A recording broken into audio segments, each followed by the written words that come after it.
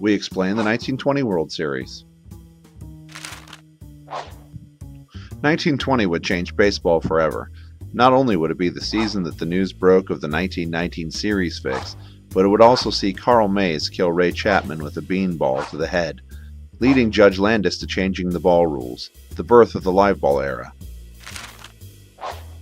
Baseballs would no longer be allowed to stay in the entire game and get scuffed, dirty, flat, or cut. The result was pitchers would lose control of the game to hitters like New York Yankee Babe Ruth. Changing out the ball would change everything. Babe Ruth was already leading the major leagues in home runs, but in 1920 he hit 54. George Sisler hit 257 hits. Since the baseball change, only 3 pitchers have ever had a 30-game winning season. Baseball was going to be different, and into that environment came the Brooklyn Robins/Dodgers and the Cleveland Indians, the late Ray Chapman's team.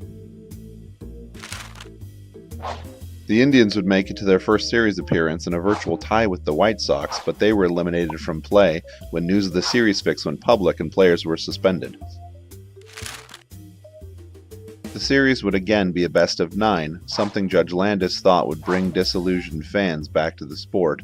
The first 4 games were pretty much old-school World Series ball, pitcher matching pitcher, and by Game 5 the 2 teams were tied 2-2.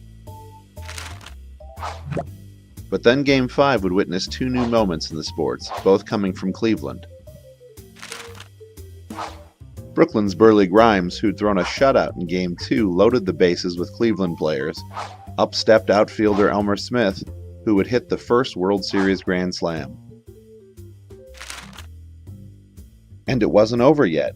With the Indians up 7-0 and Brooklyn players on second and first, Bill Wambsgans would catch a line drive, step on second, and get a World Series unassisted triple play. After that moment, the Indians, led by player-manager Tris Speaker, would never look back in the series, shutting out the Robins in Games 6 and 7 with the help of pitcher Stan Coveleski. The Indians would hand the Robins another World Series loss at 5-2. Hall of Famers would include Coveleski, Joe Sewell, Speaker, Wilbert Robinson, Rube Marquardt, and Zach Wheat.